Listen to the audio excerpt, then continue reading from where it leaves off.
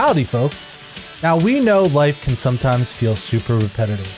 It is just going to work, doing your chores, paying your taxes, but we're much happier when it's untapped, upkeep, upkeep, upkeep, upkeep.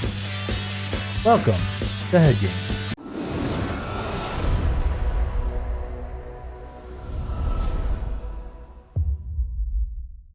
Greetings and salutations, everybody. My name is a Zombie Apocalypse, and out in here in the Wild West, they call me Stevie the Kid. Hello again, friends and opponents. I'm Jetterex. My legal name is Tim, but don't anybody tell the sheriff. Oh, you better not. I heard someone shot him. Don't tell the deputy. Thank you for joining us today on the Headgames Commander podcast, where we talk about the Magic the Gathering Commander format. Tim, what are we talking about today? Today, it's time for another Commander Spotlight. We'll do a deep dive into one of our Commander decks, describing the deck strategy, what we love about the Commander, highlighting some of our favorite cards in the deck. So today's deck was built by our friend Zombie from a Commander from the new Outlaws of Thunder Junction set. So Zombie's going to kick us off today, telling us who is the Commander and what is your Rule 0 intro. So the Commander is Obeka, Splitter of Seconds. She is a 4-mana Commander. She is white and blue, black, red. She is an Ogre Warlock she's a 2/5 menace. And then whenever she deals combat damage to a player, you get that many additional upkeep steps after this phase. So my Rule 0 conversation is I want to have as many upkeeps as I want. There's some group huggy cards, but it's not a very nice group hug deck. So, but yeah, I'm just doing upkeepy things. Like there's a lot of game action, so my turns might take a hot second. But other than that, it's a interesting deck to see.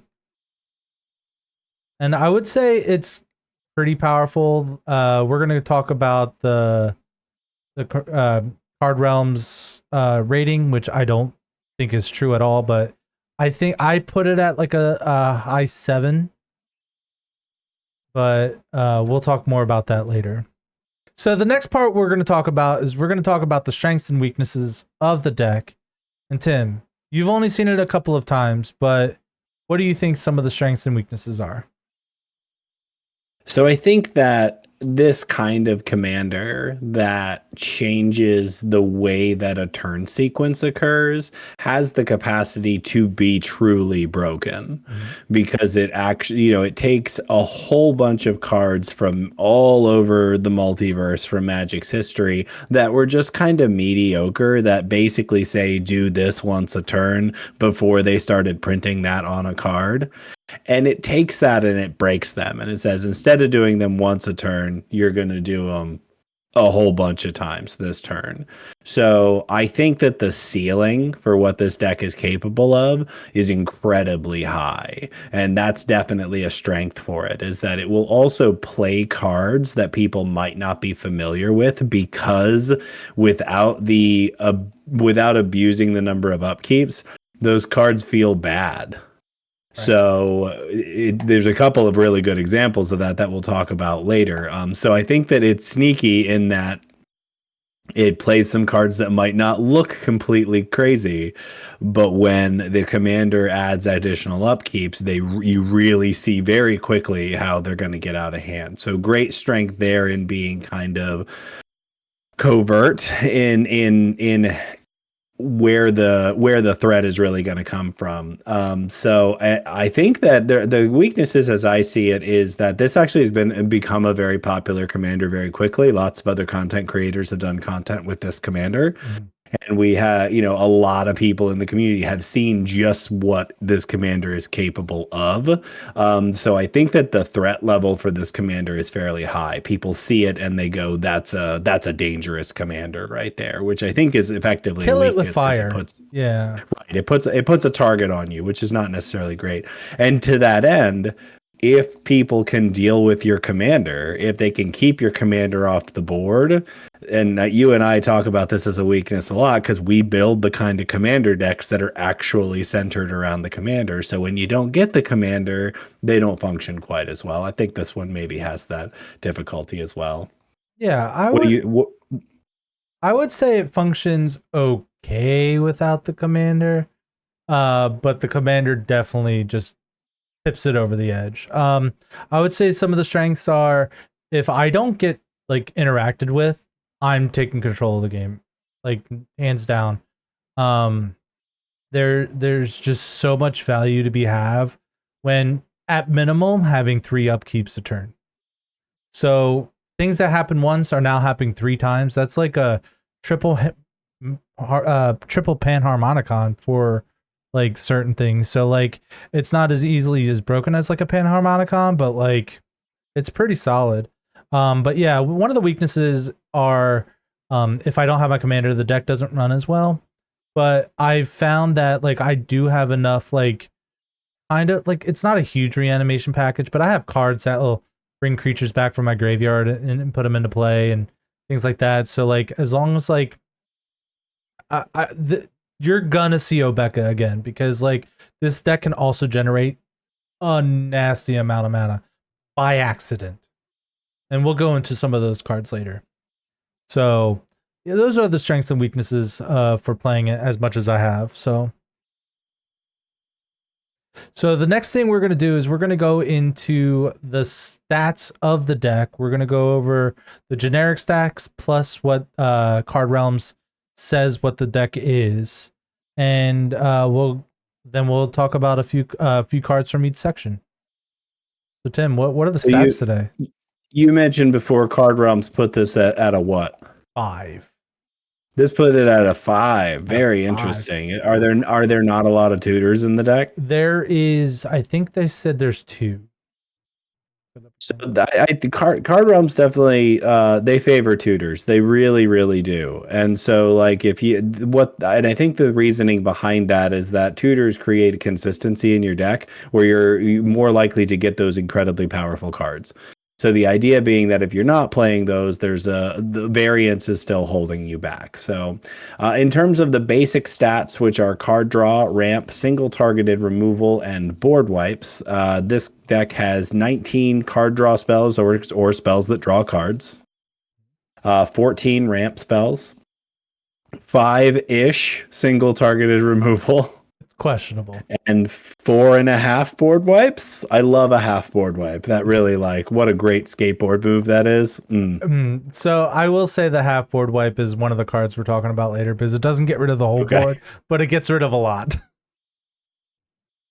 So so what we're going to do now is we're going to we each kind of picked a card from each of these basic statistic categories to talk about why we think this is a good inclusion in the deck, and we're going to start off with card draw.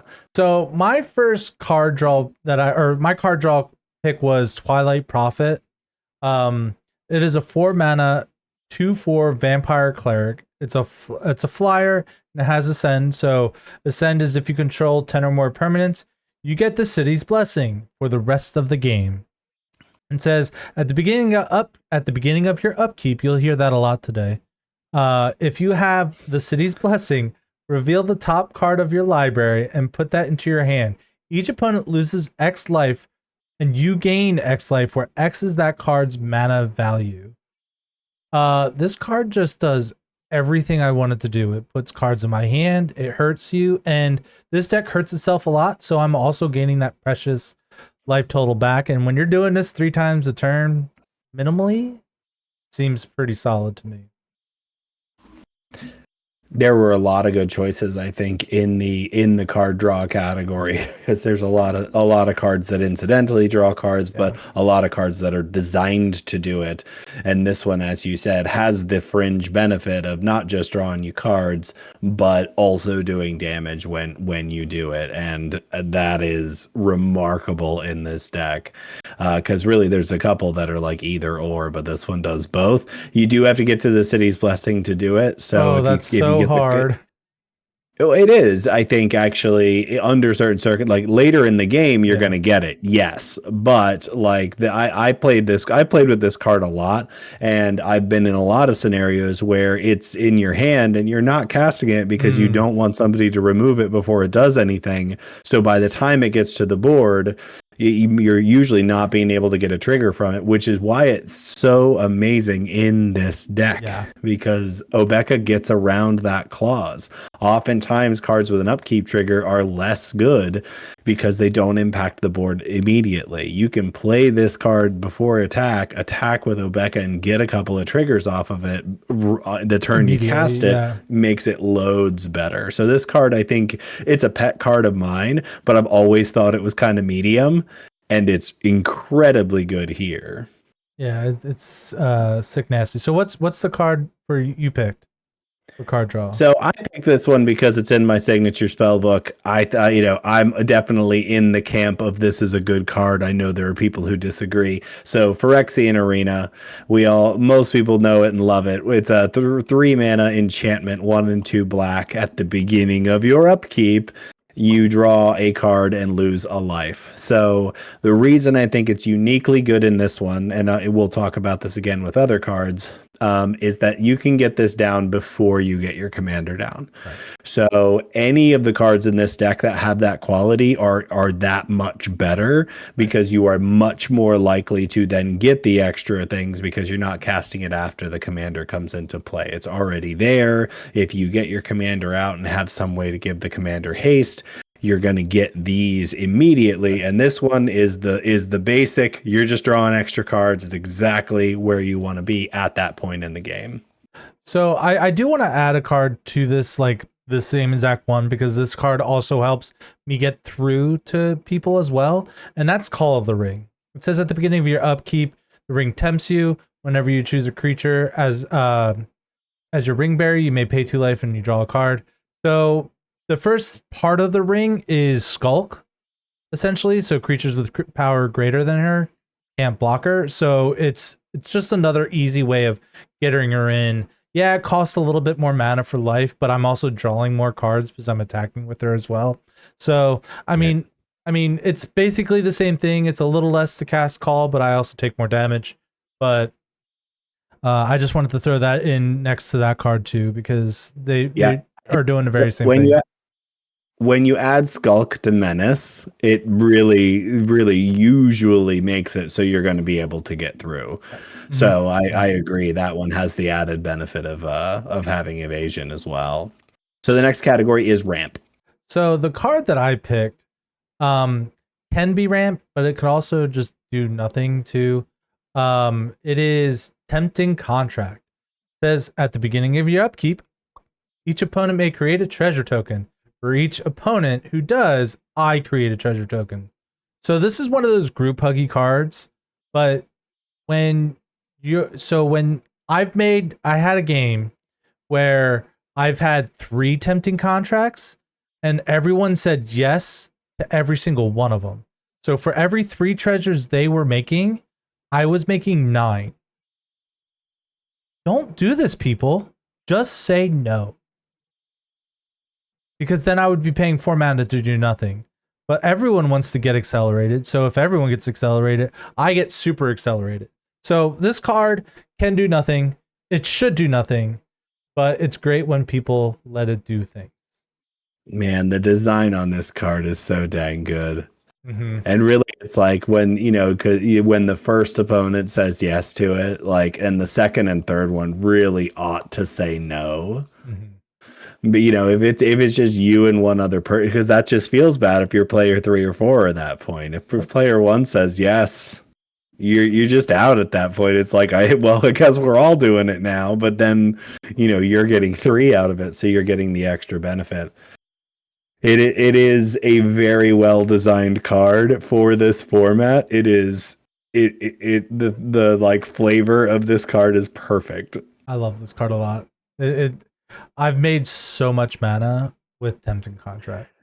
People just they do they just let you get away with it. Oh, they let me get away with murder all the time.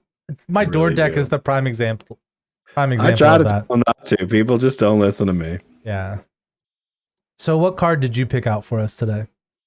So for in the ramp section, I picked Replicating Ring, mostly because I think that this is again the perfect place for this card. It is a very middly, medium card in most circumstances. So it is a 3 generic mana snow artifact. It taps for 1 mana of any color. At the beginning of your upkeep, put a night counter on it. If it has 8 or more night counters, remove them all and create 8 colorless snow artifact tokens named Replicating Ring with 1 mana of any color. So you go from 1 Replicating Ring to 9 Replicating Rings as soon as you get to 8. And the original copy continues to get counters. It should be noted that the tokens do not. Yes.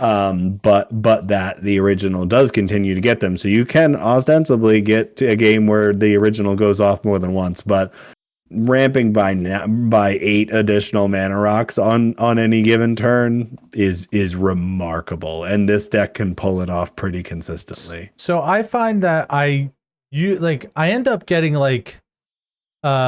usually it would be my main upkeep, and then usually I'm able to pump Obeka to about 5. So every other turn I'm making 8 more Replicating Rings, and it's pretty nasty. Yeah, like you wouldn't often think about removing a mana rock, but if you're played against Obeka and the player has Replicating Ring, you may want to think about it. Yeah, because it just gets out of hand so quickly. Mm-hmm. The next category is single targeted removal. Alrighty. So I picked Court of Ire. All the courts are really, really good in this deck because when it so I'll just read Court to Ire. So Court to Ire is a 5 mana enchantment. When Court to Ire enters the battlefield, you become the monarch. At the beginning of your upkeep, Court of Ire deals 2 damage to any target. If you are the monarch, it deals 7 instead. So I call it single target removal because 7 damage is going to kill most creatures. Because what I do is play to Court of Ire on my first main phase, attack with Obeka, deal 7 damage twice. So I'm either killing 2 creatures or just dealing 14 damage to someone's face and removing that player.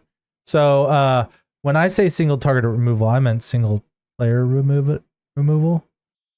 Yeah, it definitely serves both functions. And as is often the case with this category, we try not to put the normal picks in there. I mean, there are actual single targeted removal spells in this deck, although honestly very few of them. Yeah, there's few. Really, like there's a chaos warp in here, but really like that's not what we want to talk about. We want to talk about the cards that are interesting and also happen to be removal under the right circumstances. This one does double work, does double duty. It can be removal when you need it to be. Also, it can also just win you the game. Also card draw. Because of the monarch, yeah. And every game with the monarch is more fun, right? Like, am I wrong about this? I don't think so. I think most people would say it's just that like it's almost always one-sided in that way, and this deck really highlights that. Like when this deck is the monarch, we're all in trouble. Yeah, it's. So I think everyone playing against this deck would all prefer not to have the monarch be a thing, but yeah. Yeah, my removal spell is a rehash from our last Commander Spotlight. We seem to pick this card a lot, and again in this deck it has an upkeep trigger, so it's very useful, and it is Virtue of Persistence. The removal part of it is called Lochthwain Scorn, which is a sorcery, just 1 and a black. Target creature gets -3/-3 until end of turn. You gain 2 life. So very narrow removal, but it is single targeted removal against a lot of utility creatures at the lower end, mana dorks, combo pieces, things like that. -3/-3 has a lot of fairly relevant targets, so it shouldn't be overlooked that this spell also gets double duty in that way. Remember, if you're playing with adventures, use it early in the game. Remove something that is annoying early on because you still have that card in your hand essentially. And you have Virtue of Persistence, which is 5 and 2 black. It's an enchantment at the beginning of your upkeep. Put target creature card from a graveyard onto the battlefield under your control. So this can steal stuff from other people's graveyards, but most importantly, this deck is just trying to reanimate its own creatures. So double duty again, a lot of value there. So good pick. Yeah, it's a good one. We talked a lot about this card in the last episode, so we're not gonna go into deep into it, but like getting that ability 3 times on a turn on Virtue of Persistence side is just so good. It's so backbreaking. Sometimes the graveyard's not full because I'm not like killing everything, and there's like I tried not to put too many mill cards in the deck because I don't really like winning that way either, because there's a lot of good mill cards that I could have put in here, but I chose not to. But again, it's a fun card. So next section's board wipes. So this card is a pretty spicy one. It is Midnight Banshee. Okay. It is a 6 mana, 3 black spirit with Wither. This creature deals damage in the forms of -1/-1 counters. Not super relevant or important, but it says at the beginning of your upkeep, put a -1/-1 counter on each non-black creature. So the most important part about all of this is Obeka's black, so she gets to stick around. Most of my other value creatures have black in their cost. There's I'm looking and I'm only seeing like maybe 6 or 7 creatures that aren't black. So it's a one-sided board wipe in a sense, and just it happens over and over and over and over again. So like if you see me play Midnight Banshee, you must remove it, or you're never going to be able to play creatures ever again. Yeah, it's really like what a deep cut this one is. I had never heard of this card before, so it really, it is a creative addition to the deck and can definitely, and that needs to be dealt with if you're playing any kind of creature build, which almost all the decks are. So yeah, that's a really neat inclusion. Yeah, I like it a lot. So what card did you pick for us today? So the card that I picked, it's funny because we've talked about this card a couple of times just between the two of us, and how it is definitely, since it came across your radar, been a card that's gone in pretty much every deck that you've built. Oh yeah, I love this card. Now. So it's an artifact, which means that it can be included in just about any deck. It's one of the things that makes it so versatile. The card is Portal to Phyrexia. So it was from Brothers War. It's a 9 mana artifact. When Portal to Phyrexia enters the battlefield, each opponent sacrifices 3 creatures. At the beginning of your upkeep, put target creature card from a graveyard onto the battlefield under your control. It's a Phyrexian in addition to its other types. Last line's almost never going to matter. But this really, again, it's another Virtue of Persistence, but this has the added benefit of wiping out 3 creatures from each of your opponents when it enters the battlefield. Which is not strictly speaking a board wipe, but it usually does the trick. It usually levels the playing field enough, especially considering that it's asymmetrical. I can also make copies of it. Right. Yeah. That's amazing. So yeah, this is the half board wipe in my stats section. Is it? Okay. Yeah, this is the half board wipe in the section. It earns the 0.5. I'll allow it. Yeah. So man, I just love everything about this card because it's a big dumb mana spell. It does big dumb things. It brings big dumb creatures. Like this is just if I can swing putting a 9-drop into my deck and consistently can get to that mana value, it's going in the list. Yeah, my next list is going to have it too, so it's hard to argue with it. I mean, the only reason I don't include this in some decks is because it's a pricey card from a dollar amount value. Yeah. So I think I only have 1 copy of it. So it's and I don't trade cards out of if it's in a deck, it's in that deck. Yeah. But there's a very good argument that this could be in a lot of different decks for all of those reasons. It is a solid card. So the next section is we like to look at what are the goals of the deck or the themes of the deck. We usually like to split those up into multiple categories. You will find that we had some trouble doing that with this deck because it is so very clearly linear. At least in that you know what the deck wants to be doing. So I will let a zombie break down the goals for you, and then we're going to do the same thing, go through and kind of pick cards out for each of the goals to say why we think this is a good inclusion. So how would you describe the goals of this deck? Howdy, folks. Now you know sometimes life can be super repetitive. We like untap, upkeep, upkeep, upkeep, upkeep.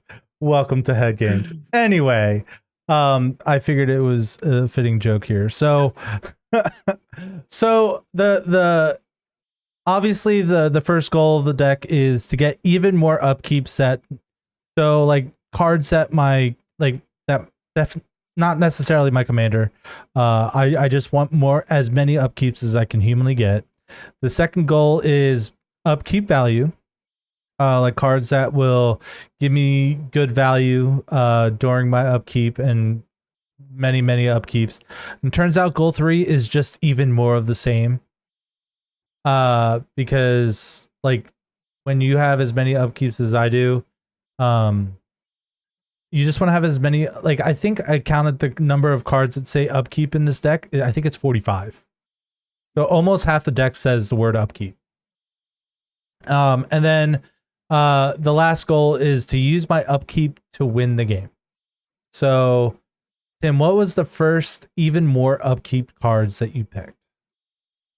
There's a lot of good choices in this section actually, and you know, if I had had more time, I think I might have picked something different. But the first one that topped out at me was the Ninth Doctor. So this is from the Doctor Who precons, 1 a blue and a red. It's a 2/4 Time Lord Doctor with haste. Whenever the Ninth Doctor becomes untapped during your untap step, you get an additional upkeep step after this. So this again just gets you another upkeep. Now this one doesn't happen at the same time that Obeka's additional upkeeps do, but you know, if your deck is already built around doing that, this could create a lot of value for exactly the same, you know, in exactly the same way, just by giving you another set of upkeep triggers. Yeah, of course. I like it. I would say it's a little bit more difficult to get him to trigger because I have to attack with them. Like in my Doctor Who deck that I have, it's easy to tap him because I have the TARDIS, which he can crew, so I don't even have to attack. So there's no like chance of me losing him or anything like that. But I think he's a really good choice, and I think it's okay to have upkeeps after my like. It doesn't have to be after my second main phase, because I do have cards that can give me flash. So like I can untap at the beginning of my first upkeep, cast stuff, and then on my second upkeep after that, get those triggers too. So I can still take advantage of stuff like that. So the card that I picked was Sean, Father of Synths. He is a 5-mana human scientist, 3 in blue and a red. Whenever you attack, you may create a tapped and attacking token that's a copy of target attacking legendary creature you control other than Sean. Except it's not legendary, it's a synth, artifact creature in addition to its other types. And then when he leaves the battlefield, exile all synths. So I can use Sean to copy Obeka because it's already tapped and attacking. So like I'm gonna just send him into the person that's already getting attacked by Obeka. I can copy the Ninth Doctor. I can also copy other good cards like Shieldred, the Whispering one is a great card to copy. It's not gonna get me extra upkeeps, but it's just doing great value things as a whole. So I have a lot of great legendary creatures in the deck that I can copy. And man, like when you have 3 Obekas, things get just hog wild up in here. So it's a fun card.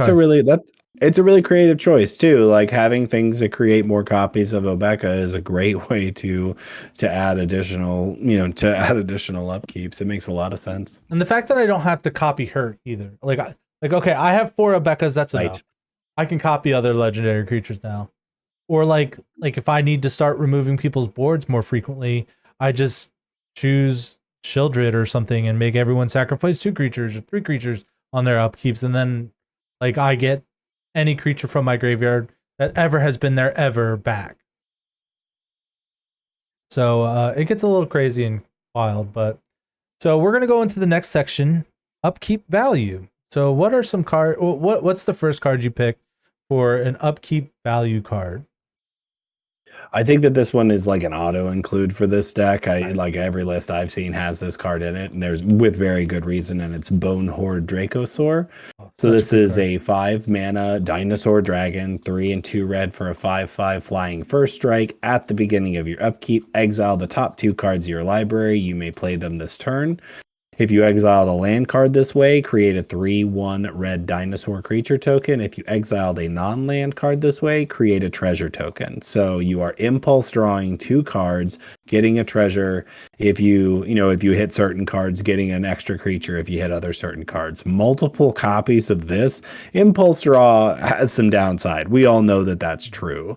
Like you don't necessarily, but this deck is also capable of big mana turns. And so when you have an enormous amount of mana, impulse draw is just as good, and this is doing more than one at a time. So I think that this one is it gives you an extraordinary amount of value, especially when it goes off multiple times. Yeah, for the longest time I was reading this card wrong. I didn't realize it said top 2 cards, so I was like, it's okay. But getting that second card and then like no matter what you're getting, you're going to be getting either mana or a creature, just makes it so much better. Like this card is absolutely sick every time that I've had it. And the fact that he's a 5/5 flying first strike, that's just solid stats to begin with for a 5 mana creature. And I have a question. He's a dinosaur dragon. Aren't dragons just dinosaurs, or aren't dinosaurs just dragons that can't fly? No, because some dinosaurs can fly. Yeah, but like I call them land dragons. That's what I call dinosaurs for the most part. I think from a mythical standpoint, dragons, I'd be interested to know how they qualify them from a zoological standpoint. But I think breath weapons have something to do with it. But that's a huge maybe. So that's a story for a different podcast. Anywho, so the card, what's your first upkeep value choice? So the card that I picked was Rosalind, the War President. It is a 5 mana creature, Time Lord Noble. He is a 3/4. At the beginning of your upkeep, lose 2 life and exile the top card of your library. You may play that card for as long as it remains exiled. That's really important. And then he has each non-creature spell you cast from exile has Conspire. And Conspire is as you cast the spell, you may tap 2 untapped creatures you control that share a color with it. When you do, copy it, and you may choose new targets for those copies. Yeah, this card's great card draw because the fact that I can just cast them no matter what for the rest of the game, even if it's gone, is great. But giving all my non-creature spells Conspire, let me give you a small list of awesome things that I could do. Oh, I don't know. Portal to Phyrexia, Gate to the Aether, like Venser's Journal, like Tempting Contract, or anything. I guess I don't know if I could do artifacts because they don't share colors. You might not be. Yeah, you might not be able to do artifacts. Fine. Seagate Restoration, Ancestral Vision, Crackle with Power. I don't know. There's other great things I can do. And just any list of all of my enchantments. Like all of my enchantments would be great. Regardless, I think it's just amazing card draw. Like the fact that I can cast it whenever for the whole game.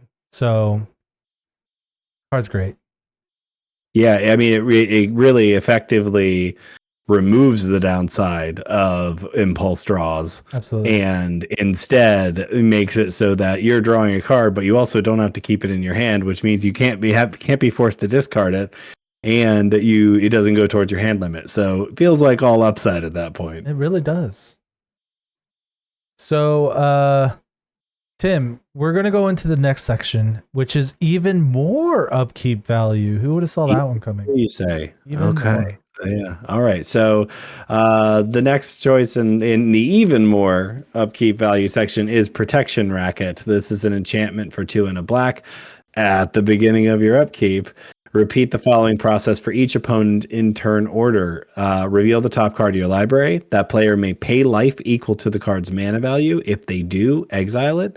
Otherwise, put it into your hand. So simplified, you go around the table, reveal the top card of your library. Either they take damage equal to its cost, or it goes in your hand. And if they do take the damage, it gets exiled permanently. So this card either does a lot of damage, and you get lands sometimes. You do. So sometimes Some people are nice. They take 0, and that's fine. But you are either drawing cards or doing damage or filtering through the lands that are in your deck. And the reason that I think that this card is good is I've actually seen it do an enormous amount of damage when a table full of people refuse to let you draw cards. But what I really like about it is similar to Phyrexian Arena. This is low casting cost, so you can get it on the field before Obeka. So you are more likely to get multiple triggers from this when she comes out if you can get her on the battlefield and get her swinging. So I like the cheaper spells in this. I just think that you need to have a certain amount of them to really make that first swing of hers incredibly impactful. Right. And this will do a good job because you're probably gonna draw some cards. Most tables don't listen to me when I say take the damage. It's interesting because this card's very hard to goldfish with because like when I goldfish with it, like it's hard for me to want to play it because I just assume everyone's going to pay no matter what. So literally it does nothing except maybe some damage. But like when you're playing it practically, oh my God, it was so much damage. One guy was at like 15 and I flipped over like a 7-drop. He's like, I'm taking it. Like, dang, okay. I see what kind of game we're playing today. But holy moly, it like if I were to track how much damage that did, I would probably say it did 35 damage throughout like 2 or 3 turns. I believe it. Yeah, it was absolutely insane. So I picked 2 cards because they're both very similar on what they do. The first card I picked was Gate to the Aether. It says, at the beginning of each player's upkeep, that player reveals the top card of their his or her library. If it's an artifact, creature, enchantment, or land card, that player may put it into play. And then the other card I picked was Braids the something or another. Hold on. Where'd you go, Braids? Braids. There you are. Braids, Conjurer Adept. At the beginning of each player's upkeep, that player may put an artifact, creature, or land from their hand onto the battlefield. So let me tell you, this card's a group hug card when you only have 1 upkeep and everyone else gets to do their thing first. Not a group hugs card when you attack with Obeka and get to do that 2 or 3 times, before everyone else. Because I had a game where I had Godot's flail on it. So she was a 5/9 or something like that. I attacked, I played Braids, had 5 upkeeps afterwards. First upkeep I played Braids. The second upkeep with Braids' trigger, with the Braids trigger, I put Gate to the Aether in, so then like I'm just getting all of the value. And happening 5 times is silly. These are both very good examples of what this commander is capable of doing. Because I think both of the Braids in particular is a card that I think almost no one's going to put in their deck. Like it really just is objectively a probably bad card, but when you are getting 5 triggers off of it before anybody else gets to do anything, when you break the symmetry, it becomes a very different game. Gate to Aether even more so because it goes off the top of your library. That card's incredibly good here. Yeah, because it's just putting things into play, and you have very limited like non-permanent spells in here, so you're hitting off a Gate to the Aether a lot. So I couldn't agree more that this is exactly the kind of thing that makes this deck scary. I have 4 non-permanent spells.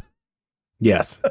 So Four. you're getting hits off of it almost all the time. Yeah. So and just that's so remarkable what a fantastic example I think of what the deck can do. Yeah, so that's what I was saying. I have group hug cards in it, but when you take advantage of these group hug cards, they're no longer group hugs. Right. When you're breaking the symmetry, they're no longer group hug. You're benefiting more. They're only group hug when your opponents are benefiting more than you, and that's not what's going on here. Definitely not. So we're gonna go into the final section of our. How do you win? How do I win with this deck? So Tim, So what did you pick? Yeah, my choice is I put it in here because a part of me knew that you wanted me to put it in here, and you put this in the deck because this is the type of card that you put in decks, and it is Darksteel Reactor. This is one of those old school cards way back from the set Darksteel that dinosaurs like us remember and love very well. So it's a 4-mana artifact with indestructible. At the beginning of your upkeep, you may put a charge counter on Darksteel Reactor. When Darksteel Reactor has 20 or more charge counters on it, you win the game. So it just says the words, you win the game. So you just need to get this to 20, which, and if that sounds like a tall number in this deck, I promise it's not. I think on average, I could do it in probably 3 or 4 turns. Now, it's not the fastest way to win in this deck. But and like I didn't put any other synergies in here because there's other cards that say like at the beginning of your upkeep, add a charge counter at the beginning of your upkeep, proliferate or something along those lines. I didn't add any of those other synergies. I was half tempted to and make it so this is the only way this deck wins, but I already have a deck that's like that, and I didn't want to have a whole bunch of dead cards and a whole bunch of tutors and things like that. So I was like, you know what? Let's just go with the flow and try just throwing her in. Oh man, this card's great. I've had this deck in standard too. So the card that I chose for this section was Court to Embereth. I have never been able to play this card and not win the turn that I play it. So it says when it enters the it's a 4-mana enchantment, 2 and 2 red. Whenever Court of Embereth enters the battlefield, I become the monarch. It says at the beginning of your upkeep, create a 3/1 red knight creature token. Then, if you are the monarch, Court of Embereth deals X damage to each opponent, where X is the number of creatures you control. Each opponent. Holy moly! So here's what usually ends up happening. I played a Court of Embereth. I attack. Then I'm like, hey, take 7, take 8, take 9, take 10, take 11. I think that's enough. That's usually what happens. Even if Obeka is my only creature and I pumped it a little bit, it's take 2, take 3, take 4, take 5, take 6. Because generally I can get her to 5 pretty easily. So, right. Like, it's just such a large number. And I've never played this card and not been able to win the turn I play it. Yeah, I mean, it to me, either of the red courts. I mean, Court of Embereth, this one is just faster. I think just because it is each opponent, and the numbers scale very, very quickly. So if you have any kind of board presence before you start putting those tokens in play, boy, I've lost to this card, and I've watched you beat other people with it as well. It is absolutely, if you did have tutors, or if you're searching for a card to win with, this one's going to do the trick most of the time. Yeah. Yeah. One thing I did want to mention that I didn't mention in the beginning is one thing that I did have a build restraint that I really wanted to avoid. I didn't want any extra combat steps because, like, I'm already making something broken even more broken if I have multiple combat phases. And also it gets a little confusing, and because like the combat card will say I have an extra combat after this one, but then also Obeka is saying I have upkeeps. Like, I don't know, like, do those just like kind of like go behind it and not Like it remembers that I'm supposed to have these upkeeps, or like do I lose those upkeeps, or like No, it remembers yeah, because so it specifically says you're adding phases after this phase. So when right. she does damage, that goes on, and whatever phase was supposed to happen next at the end is put off by those upkeeps. Yeah, it would know. Okay. But yeah, I figured breaking it even more isn't something I really want to do. So It does make it more like like hard to follow. right. And then also like then I couldn't have 45 cards that say upkeep on it. Yeah. 45. That's just an absurd amount. Yeah, you definitely kept it in the like this is what the deck's gonna do. All the cards are gonna say this bit. Well, to all right, so how I made this deck was I literally just went to Scryfall, searched the word upkeep, and then just started clicking. Like, yep, sounds great. Awesome, wonderful. Thank you. But there's a lot of upkeep triggers that are bad, like just straight up bad. Yeah. So anyway, we're gonna segue into one of my favorite parts of the podcast here, and that is going to be segueing into cards that we were thinking about adding after the fact. So Tim, what card did you pick for us? So I'm gonna take an audible here, and I'm gonna give you two. Ooh. Because the first one that I picked, I still think is worth talking about, but I thought about another one while we were talking that you probably already have considered that I think you might want to take another look at. So the first one, you don't play Planeswalkers really at all, so you don't really even look at them. So the suggestion is Chandra Awakened Inferno. This is 4 and 2 red.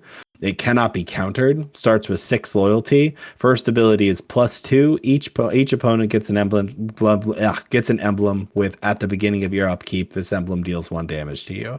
And I'm just now realizing that doesn't work the way that I thought it did. Definitely doesn't work the way you want it to work. because it's their upkeep and not yours. Yeah. So here's the audible, and it's mechanized production. Yeah, I was definitely considering that card. So let's tell them what it does. Yes. It's 2 and 2 blue. It's an enchantment aura, and it enchants an artifact you control. At the beginning of your upkeep, create a token that's a copy of enchanted artifact. Then if you control 8 or more artifacts with the same name as one another, you win the game. So I'm just going to come out and say it.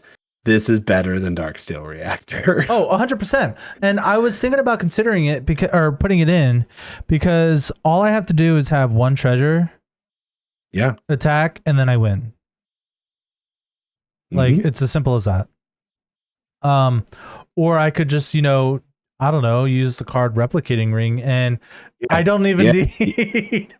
Yeah, this combos with Replicating Ring. This combos with all of your treasure generators. This also would allow you to put this on Portal to Phyrexia. Yeah. Oh God. The only reason why I didn't put it in here is because I thought it would be too easy. I just gotta say, like, I think like you need win conditions, right? And you have good win conditions. I'm just saying, this is also a good win condition. It's a pretty good one. It just does hilarious stuff with what the rest of your deck is doing. Like it could do some truly degenerate things. So yeah, I think it's something worth. I understand why you might have looked at this and said that's too much, man. Yeah, it would have made it too easy. So how about you? What's your pick? What are you looking at? I picked Extravagant Replication. It is a 6 mana enchantment.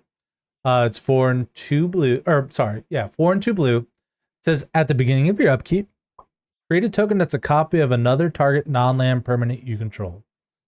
So it's just doing more big, dumb, silly, dumb things like, I don't know, let's make another copy of Portal to Phyrexia, or oh no, right? Like, the only problem that I had with this card when I was building the deck was it costs 6, right? So like, it's not happening the turn after I cast Obeka. It is happening 2 turns after Obeka. And it was just like one of those things where it's like, I don't know if it's fast enough, but Right. making copies of everything is also fantastic. And I just got a whole bunch of infinite tokens. So if I do decide to build this deck and paper, I have a proper solution for my problem. So Yeah, and if that's the kind of gamer you are, if you're trying to make this do the really over the top thing, extravagant replication, you would be a good choice. yeah, it's an interesting card to say the least, but I can't copy like half of the creatures that I have, which is kind of like Is concerning it as well. non-legendary? Well, it doesn't make the legendary rule not apply. So that's why I also had problems with Endless Evil, which is something similar. It says it's an enchant creature, and it says at the beginning of your upkeep. Well, it's an enchant creature you control. Beginning of your upkeep, create a token that's a copy of enchanted creature, except it's a 1/1. So, like, just looking at my list, there's not too many people because I only have um 21 creatures. So, but the other card also just hits any non-land permanent. So there's other things that I can hit. So yeah, it's something I would definitely consider in the future. And yeah, I think now's a good time to wrap things up. All right, friends and opponents, time for us to hit that old dusty trail. Thank you so very kindly for spending time with us today on the Head Games Commander podcast. Remember that you can support this show and all of our other content by watching this and other videos on our YouTube page, checking out our streams on Twitch and YouTube, links in the description. But before we scoop things up, we want to hear from you, our loyal think tank. Are you sick of seeing cowboy hats yet? Let us know in the comments. As always, thank you for playing along with us and have a wonderful day. Later, Bye. y'all.